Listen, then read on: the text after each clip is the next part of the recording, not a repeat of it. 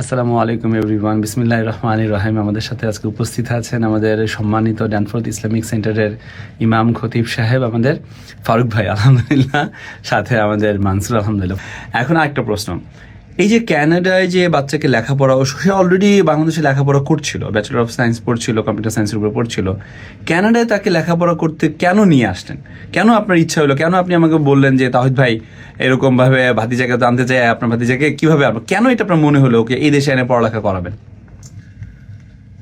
এটা একটা হচ্ছে যে বাংলাদেশে আপনারা জানেন যে সেখানে আনএমপ্লয়মেন্ট একটা বিষয় আছে, যে বাংলাদেশে লক্ষ লক্ষ আমাদের তরুণ যুবকরা আছেন যারা পড়ালেখা করে ভালো ডিগ্রি অর্জন করছেন, কিন্তু সেখানে তাদের কাজের কোনো সুযোগ নেই, স্কোপ নেই। তো এটা একটা কারণ যে বিদেশে পড়াশোনা করলে আলহামদুলিল্লাহ এখানে একটা কাজের স্কোপ রয়েছে। আর দ্বিতীয়ত হচ্ছে যে এখানে একটা উন্নত মানের কান্ট্রি, এখানে সেফটি সিকিউরিটি এগুলা খুবই ভালো।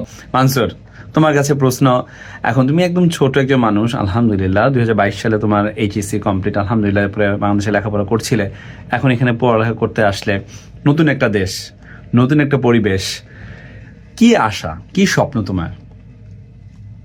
স্বপ্ন তো হচ্ছে ইনশাল্লাহ ভালোভাবে লেখাপড়া শেষ করব, ইনশাআল্লাহ ভালো কেরিয়ার করার চেষ্টা করব এবং আল্লাহ ইসলামের রাস্তা সবসময় চলার চেষ্টা করবো। আল্লাহুম্মা আমিন, আল্লাহুম্মা আমিন। মাশাআল্লাহ, মাশাআল্লাহ, খুব ভালো। তোমার মুখ থেকে কথা শুনে আমরা অনেক খুশি হলাম, আলহামদুলিল্লাহ, জাযাকাল্লাহ খায়ের।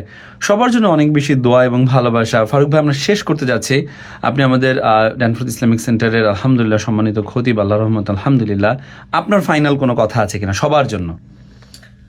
আমার ফাইনাল কথা হচ্ছে যে আমরা এদেশে থাকি আর দেশে থাকি, পৃথিবীর যেখানেই থাকি, আমরা যেহেতু বিশ্বাস করি যে আমাদেরকে একদিন এই দুনিয়া ছেড়ে চলে যেতে হবে, তো দুনিয়ার সফলতাটা আসল সফলতাটা নয়, বরং আখিরাতের সফলতাটাই হচ্ছে আসল সফলতা।